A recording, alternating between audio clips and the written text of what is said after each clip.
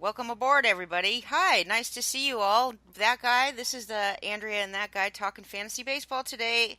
We're a little late, but whatever, right? That Haven't guy? seen you guys in forever, it feels like. I know. Well, you're getting an echo. I can't figure out what I'm doing. Anyway, today we're going to talk about some news. We already talked a little bit about Matt Olson. He's coming back tomorrow. I would definitely take a I would definitely take a scan around my leagues to see if he's available because he actually is available in Tout Wars, which baffles me. Also, Otani is kind of exciting for those people that drafted Otani. I own him in the AL only league that we were just talking about a little while ago. I'm looking forward to getting him into the lineup hitting. So, the Angels seem pretty excited about his return, and I mean, we don't know for sure that he's even coming back tomorrow.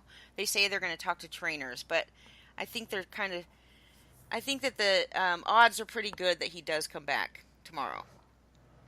With Otani? Mm-hmm. I mean, I've been hearing that he's been doing a lot of workouts and everything, and I kept hearing a lot today that I kept hearing his name pop up, but I haven't really been able to pay attention because I was dealing with all the crap for the house, so I didn't really get to hear a lot about him.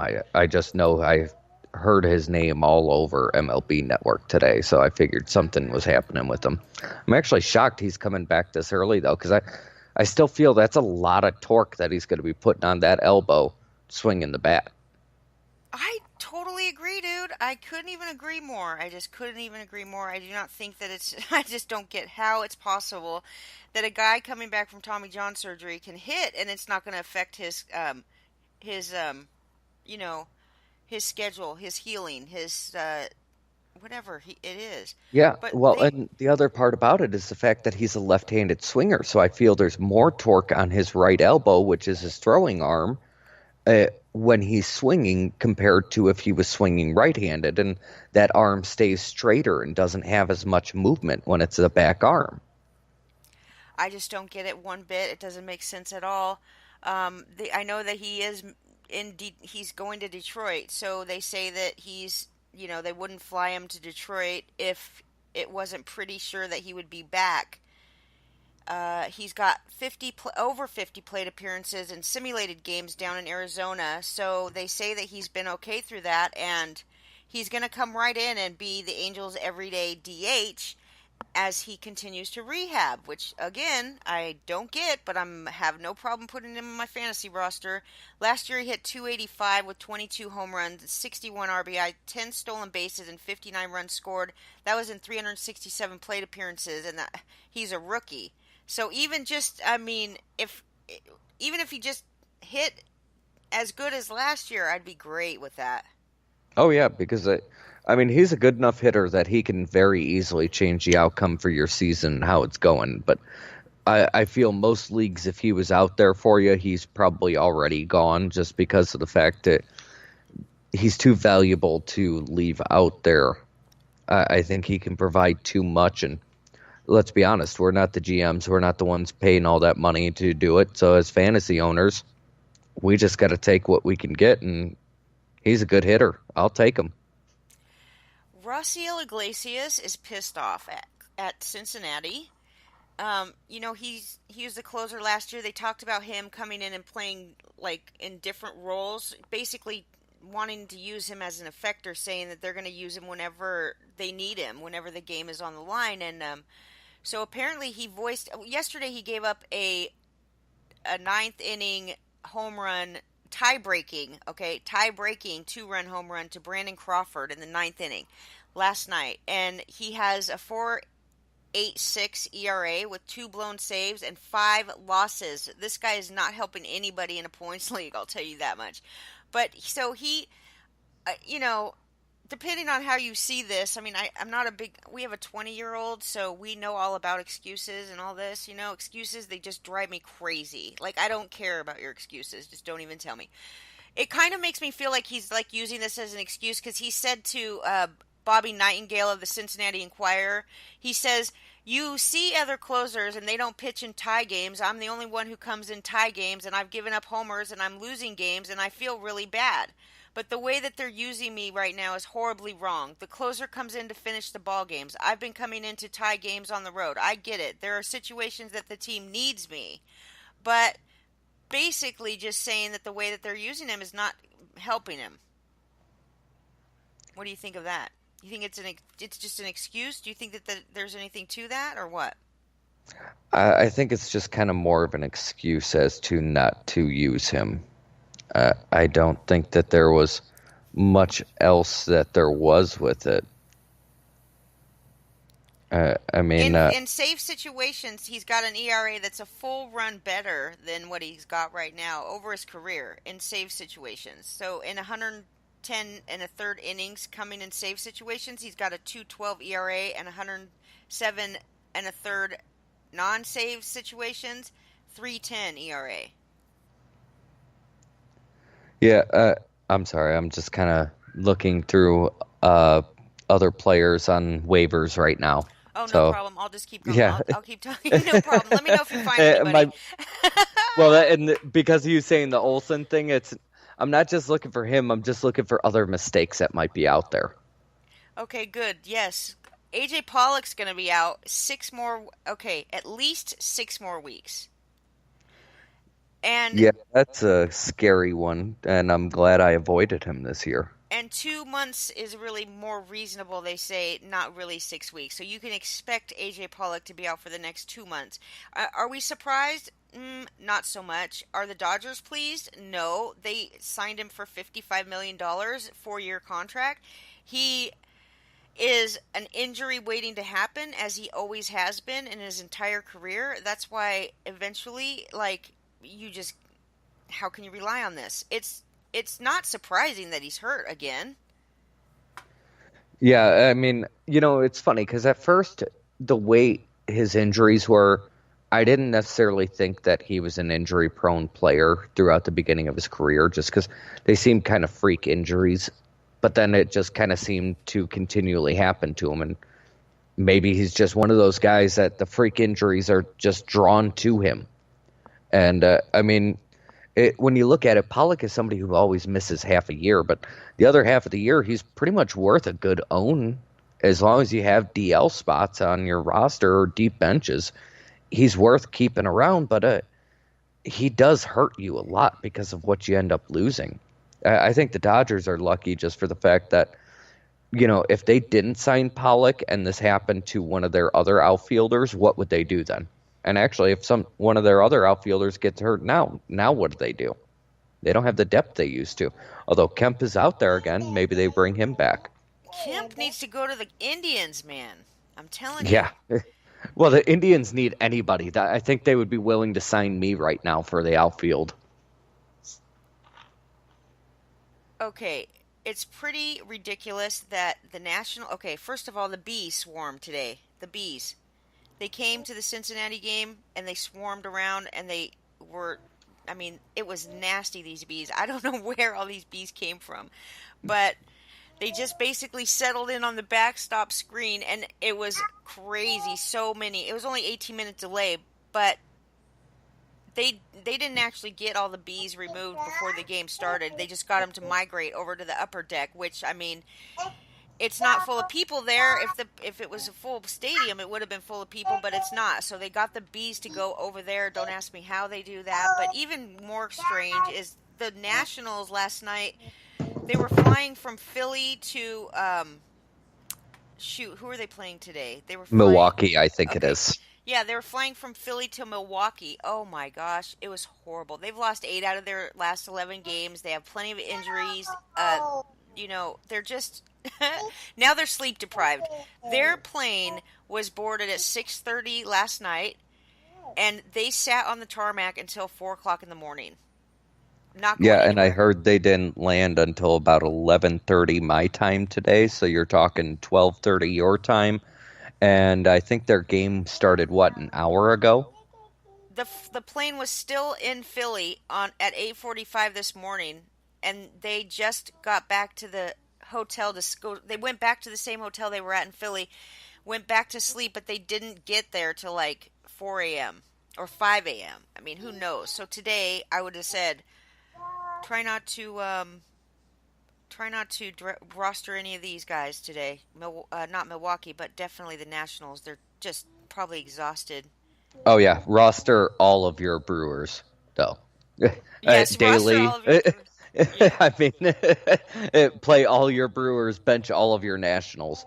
Then again, with what the Nationals have left, who's really worth starting? Even their pitching has been terrible. Yeah, I feel bad for the person who drafted Scherzer this year because, granted, you're getting very unlucky. It's not that he has really pitched that bad, but you're not getting anything out of him. You're not getting the return in what you invested. So Alex Cora is not going to the White House for. I don't think any sports teams should be going to the White House anyways, but I really don't think it's a great decision for Alex Cora, the Red Sox manager, not to go to the White House. I mean, it doesn't matter to me if you like President Trump or not. I'm sure many people hate his guts. He's still the president of this country, and people need to show some respect. I've never seen anything like this. It's unbelievable. I don't really think that it's great uh, leadership. I'm not even going to ask you to comment on this because I don't expect you to. This isn't a show about politics, but it bothers me that he won't go there. This is the. I mean, this is a.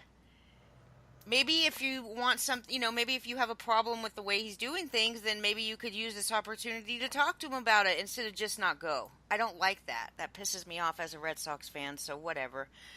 Moving on. Let's talk about okay, we have a couple things we could talk about. Some more news. Cubs recall Carl Edwards Jr.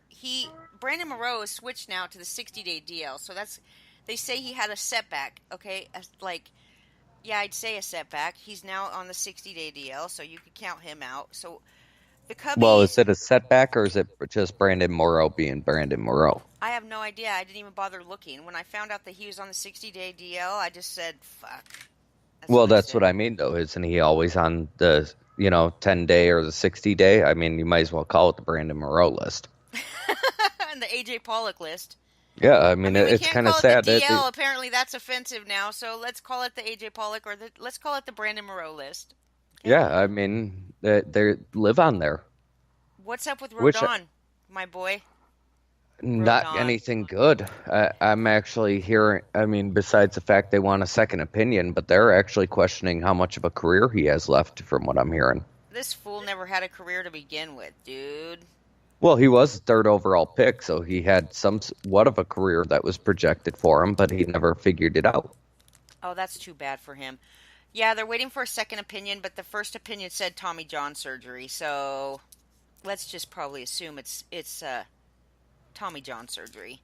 I don't think Well, he. and see, like I said, I actually saw something. I was reading something earlier today. I think I still have it pulled up because I was talking about Robert and Zach Birdie getting called up to Double A, I believe it was. I don't know if you had heard about that. I wouldn't I be shocked didn't. if Lenny was talking about Robert this morning. He loves talking about him, trying to figure out how to pronounce his last name. How do you But spell it? it's spelled like Robert, Oh, but he's Hispanic, so the that's where that actually comes in from. okay. But so yeah, the two of them got uh called up to Double A, which it's Birdie going from he's coming back from the uh why the hell can't I think of Tommy John's Mm-hmm. and obviously Robert is somebody that they're just trying to bring along right now. And I'm not seeing it in here, but I know I'd come across something that they were questioning or whether or not Rodon was actually going to pitch again,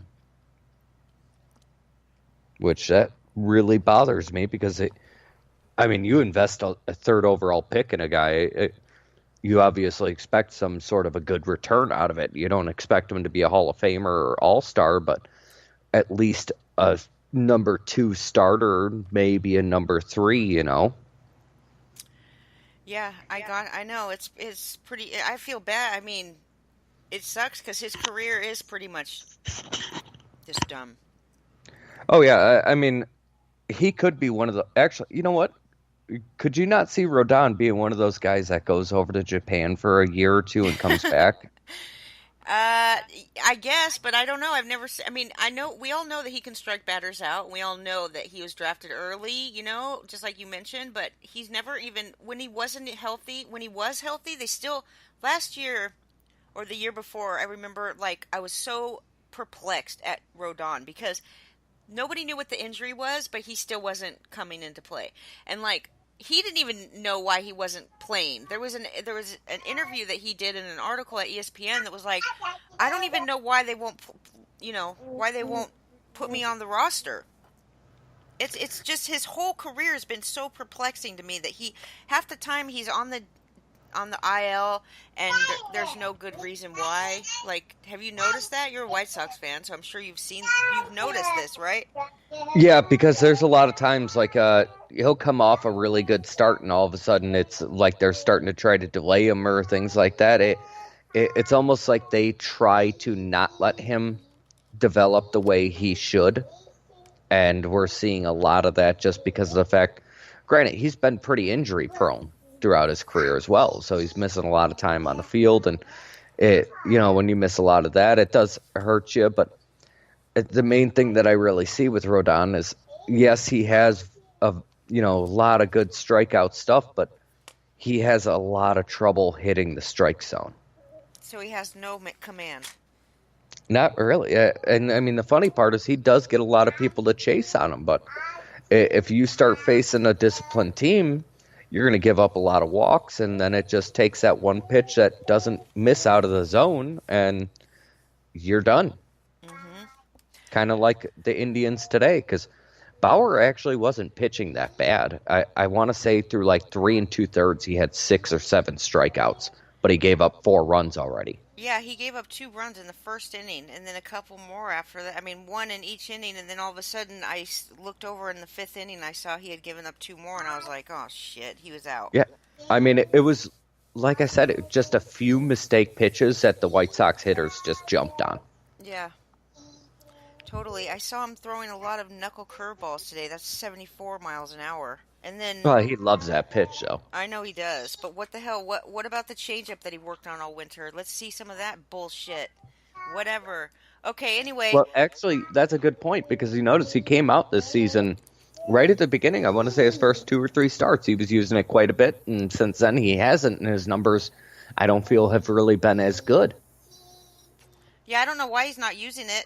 I noticed he threw like three cutters in a row to Tim Anderson, and obviously he likes to throw the cutter at Tim Anderson. But then the next batter, he threw three knuckle curveballs, and usually he really does do a lot more changing, like different pitches. Change the Like pace. if one thing doesn't work, or if he usually starts out with a fastball, it's like 94 miles an hour, and then no matter if it's a ball or a strike, he'll, especially if they swing at it, he'll throw like an off-speed pitch right away. But I haven't really seen that much. I mean, I don't get the I don't get to see like all the pitches, or every time he goes out I don't get to watch all the pitches, but I do enjoy watching it on game day because they do have a lot of information there to gather the velocity and the type of pitch, and pretty much shows you exactly where the pitch goes over the plate and whether it's a ball or a strike or not. It's pretty Yeah. cool.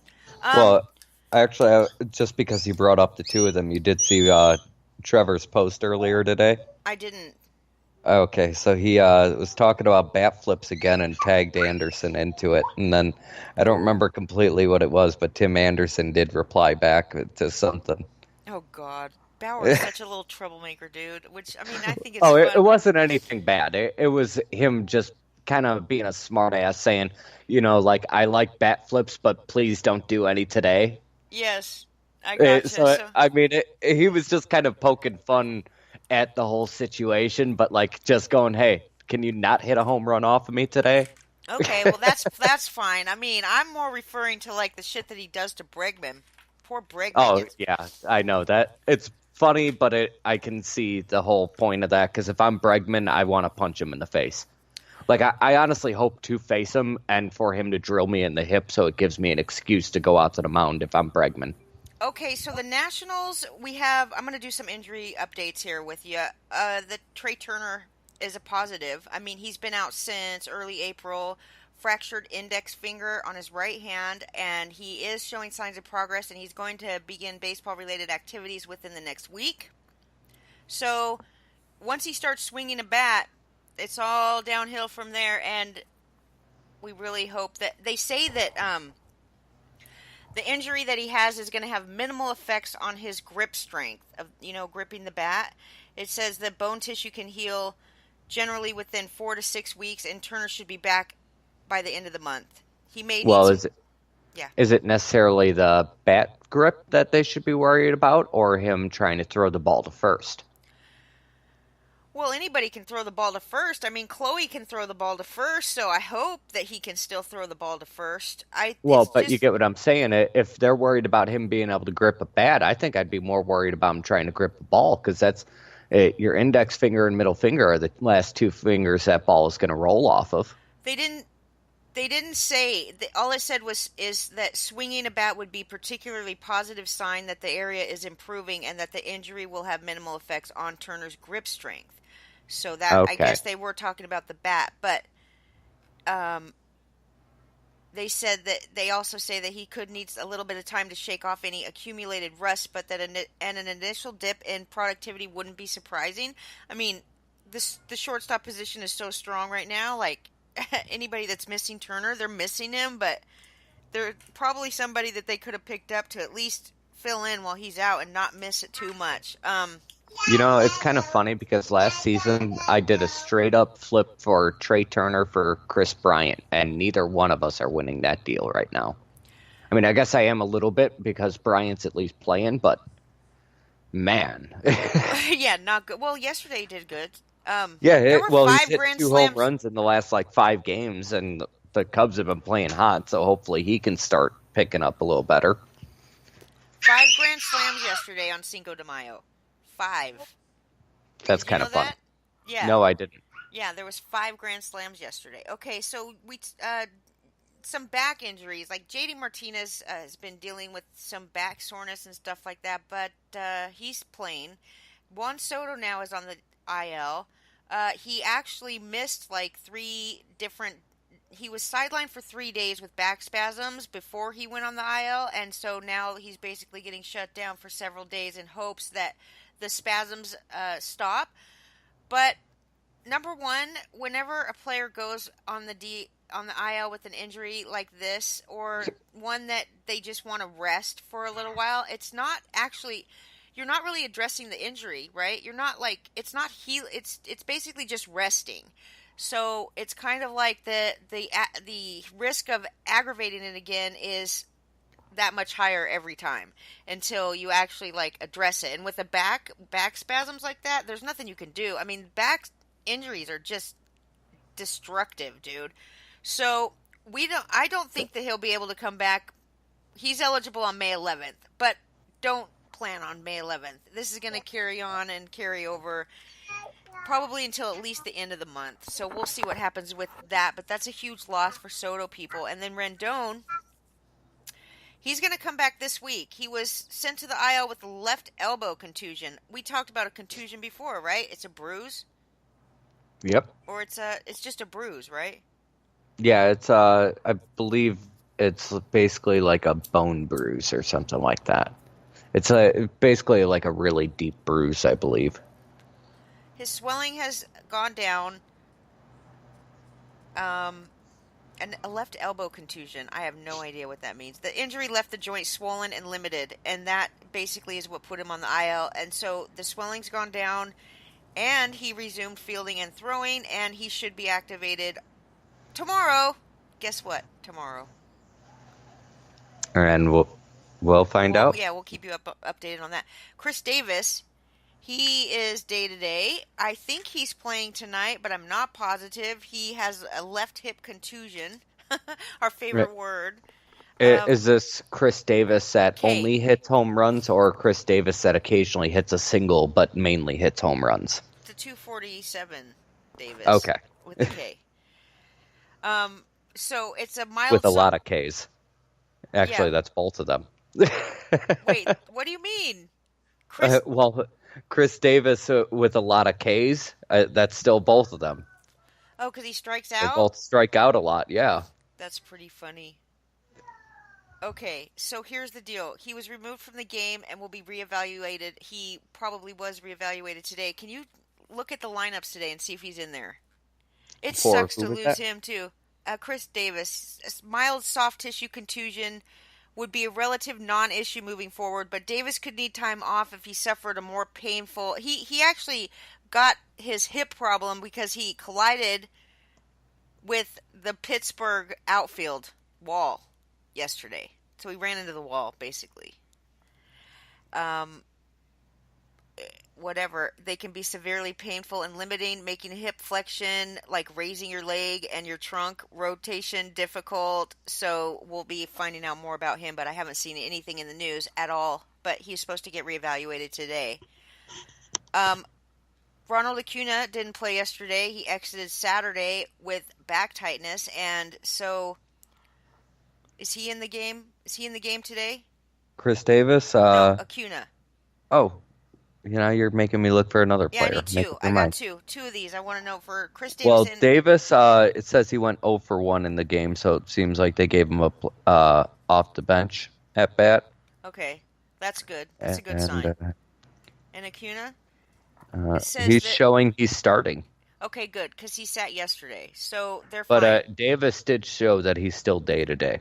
Okay. Um, Back tightness, Acuna, back tightness. Ooh, no bueno. You just cringe when you see back tightness. Okay, so we got an update on Luis Severino. The Yankees have provided a little bit of clarity on when he's going to come back. GM Brian Cashman says that he's not going to return until after the All-Star break. Ugh. Yeah, I had heard about that, and that's actually another one that the news came out early enough that I was not actually going after him. So I have no shares of Severino this year. Fernando Tatis Jr. returning to baseball activities, and he's coming back from a hamstring strain, but the team still believes that he's going to be out for multiple weeks. So look for San Diego to take a conservative approach in his recovery. He's going to be sidelined for additional time just to ensure that it doesn't become a long-term issue. You know, um, Austin Meadows, in the near future, coming off your DL, hopefully out with the thumb strain. He's He returned to is supposed to be working out with the team today and tomorrow, from what I was hearing. yeah, he's swinging a bat. He's working out with the team today, tomorrow. If he does good, he could start minor league rehab by the end of the week. And he was able to avoid surgery, but I don't. I swear, I'm all for surgery. Because I feel like it's that thing that actually can fix it. No time in the world is not going to help some of these injuries. Exactly. So, I mean, depending on what it is, but a lot of your times, if you can avoid surgery, you usually have a quicker road back from recovery. So, I think it does depend on how bad the injury is, on whether or not to go. But a lot of these, I do agree with you. You might as well just go with the surgery because they're going to make it stronger. So I'll say some good news about a Yankee before I say the bad news about the other Yankee. The good news is that James Paxton is probably not going to miss more than 3 weeks. That's still a lot. He only has inflammation in his knee, so that doesn't scare me too bad, right? Well, It's just 3 weeks, you're talking what, probably 4, maybe 5 starts for him. Maybe not even that many. yeah, I mean, I would say about 4 or 5 starts in 3 weeks. So, um, I mean, what are you going to do? You drafted Paxton. You're an idiot for drafting him. You knew that he was not only going to be pitching in Yankee Stadium, but he's an injury waiting to happen too, just like AJ Pollock, who we already talked about. Now on to Stanton. Yeah, Paxton is somebody that all season, even off season, you've just been hearing it with him. When he's out there, he's gonna give you some good numbers. It's like the pitcher Pollock. It, Yeah, it's the Pollock list. yeah, I It's the mean, Morrow list. he's one of those guys that he's going to pitch very well for you when he's out there, but you're only going to at best have him for 2/3 of the season. Giancarlo Stanton. Okay, God, this guy. On April 1st is when he suffered a bicep strain, and his return is pushed back. He suffered a setback in rehab. Oh, no, he hasn't played since suffering a setback in rehab on April 1st. Oh, shit. I don't even know. Yankees Wait, on outfielder. April I'm 1st, so he was confused. playing with the Yankees. On. May Okay, let 1st, me just maybe? read it. Stanton's return to play was pushed back after the Yankees outfielder suffered a setback in rehab. Stanton has not played since suffering a bicep strain on April 1st. Okay. So the biceps roll and shoulder motion is pretty imperative, and basically it had a cascading effect. So it led to inflammation in his shoulder, and the issue was treated with cortisone injection. And Stanton hopes to resume activity this week. Resuming activity is so broad, and what does that mean? He's gonna like walk around. What the Yeah, hell who is knows? baseball activity? Uh, It just says it doesn't even say baseball activity. It just says activity. What kind of activity, dude? Brushing his teeth and shit? who knows? I was actually just thinking about this with your beginning of the season bold statement, the Twins out hitting the Yankees on home runs. No problem. The longer Stanton is out, the more likely you are right. And I'm not even arguing with the fact that you're probably going to end up right on that with the way the season's going. But I think the longer that Stanton is out, the more you can just kind of chalk that up for yourself. I will. I'll just do that now as we speak. How's that? Yeah, I I'll just mean, pre- uh, I'll pretend I'm the winner now. you might as well because the more time he misses, I mean, that's a ton of home runs that they're missing. Okay, let's talk about some midweek waiver wire pickups if people get a Actually, chance. one person I want to ask you about because of how much you hated him so far early this season, they keep using him in the eighth inning now. Who is it? What do you think about Matt Barnes? Oh, Matt Barnes. Oh, I know you hate him, but have you looked at his numbers? I don't hate him. I don't understand the Red Sox for going. I see his numbers. He's got a great ERA, and I do think that. Yeah, I mean, I'm pleasantly surprised at him. He had a bunch of holds last year, and he's obviously good. He's he's a good reliever, but I just didn't think that he would be great closer. And so in fantasy, it's like, who is their closer? Well, unfortunately, he is their closer, but they keep using him in the eighth inning because they keep saying that's the higher leverage hitters coming up. So they want him in, and I can't even think of who it is that's coming in to close out the ninth. But B starts he's with a B. basically Brazier. Brazier. that sounds about right. Ryan Brazier. But they also have Marcus Walden, who this guy is not on anybody's radar, and I've been picking him up wherever I can. He's like, well, Marcus Walden is getting wins. He got a save the other day. I think he got a save. Let me make sure. Nope, no saves. But he's got a 1.56 ERA. He's pitched in 17 innings, 12 games he's appeared in, 17 innings pitched, 9 hits allowed in 17 innings, 20 strikeouts. He's crushing it. He's got 4 wins. So, I mean, Where do you have 17? I've got 14 innings. 17 innings for Marcus Walden. Oh, okay. I was looking at Brazier. Oh no, That I'm sounds talking like about what? their other Yep. reliever. Okay. Yep. That I this see guy what you're is. talking I about. mean, I don't know why they don't get him to close out a game or two. I just don't know. But he's useful in all kinds of leagues. I mean, the fact that he strikes out so many and hardly gives up any hits, I'm surprised they haven't thrown him in to get a save. I think they will. Well, He's even Brandon Workman, Brandon he's Workman. Yeah. he's been pitching really well for you. You know, it's funny because they didn't do anything to address their bullpen, and that's really not what's killing them. Even though that's what everybody was beating up on them for. They deserve to be getting their ass beat up. They just Well, but the funny part is, we didn't knock them for the issues that they're having with their rotation. Granted, I think it is a kind of a fluke that Sale is pitching this bad, but Price you kind of expect to end up hurt at some point or another. He's another one of those guys. Uh, but we were all knocking him about not trying to address the bullpen, and it's not really hurting them. It's everything else. right. Well, it would hurt them if they even had a chance at winning games. Yeah, that's true. It's obviously not too hard to, not give up runs when there's no pressure on you to give up runs. John Means, your boy John Means. Did you know that the Orioles have already allowed 74 home runs? Yes, and the record for April was like 50 something before that. Like they just shattered the record. Yes. Yeah. What do you? So you picked this guy up. He throws in the low 90s.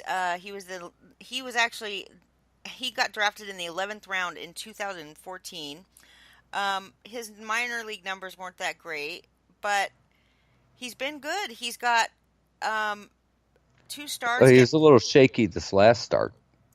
I think he gave up like 4 runs. But other than that, yes, he has been pitching very well so far. Yeah, what's wrong with? I guess I didn't pick him up anywhere. I'm more interested. I picked up Kyle Gibson. I picked up Odorizzi because I think that both of those guys, with all the run support that they get on the Twins, is just. And I mean, it's. I just feel like just with all that run support. It's nice to know. So you could have like a mediocre pitcher and still get wins. Um, Well, Mark. actually, what upset me about Means the most was I saw what he had been doing up to the point. So for his start on April 29th is when I decided to pick him up because he had just beaten up on the White Sox before that. So he's pitching against them again. All right, why not? Five Okay. innings, 6 hits, 4 earned, 1 walk, 2 Ks. Okay. So now I keep him on the bench. I didn't want to drop him for his next start because he's playing Boston. Right. 6 innings, 3 hits, 1 earned, no walks, 3 Ks. What the fuck? You're allowed to curse on this show. And you did. You got it. You got it in just under the wire, just under. Okay. Some other players to look at if you're looking to pick up some people. I don't have a lot of time to describe them all, but starting pitchers. Dylan Cease. What about him? He's your boy. Yeah, I think he's just going to be a solid starter. But the problem is you can't trust run support or anything with him. So how valuable will he really be in fantasy? Unless he's going to come in and strike out a ton of hitters, it's really hard to put a lot of trust in a White Sox pitcher. Okay, he's a prospect. Everybody loves prospects. Dylan Covey is also there. Two Dylans. What do you think of Dylan Covey? Dylan Covey. He's going to fill in for Rodon in the rotation, I think. That's what I was about to say. Is it? And I'm more upset that they're calling him up than Cease because I think Cease is the one who's a lot more ready to be getting called up. You think so? Yeah, I think he's got a better arm. I think that, I just think overall he's the better pitcher between the two, and he's more likely to give you better results than what Covey is. I talked about Marcus Walden a little bit ago for the Red Sox. He leads the Red Sox in wins. hmm Who is that? Marcus Walden. Oh, yes, I did notice that. Yes. So Jason Castro is catching now with Astudio on the IL with the hamstring injury, and he's been hitting pretty good actually, and got lots of run support around him. James McCann in AL only leagues is obviously he's gone in AL only leagues, but he could definitely be available in like some one catcher leagues or 12 team mixed leagues. Uh, Actually, believe it or not, I just noticed this with him. He's was available in NFBC in my league. Yeah. I have a bid in on him, but I got to wait till, what is it, Friday to see if I get him. So we Yeah. got a little while. He's hitting better than Wellington Castillo, and he hit his third home run last week, so we'll Oh, see he what. hit one today also, Okay, I good. believe, off a Bauer.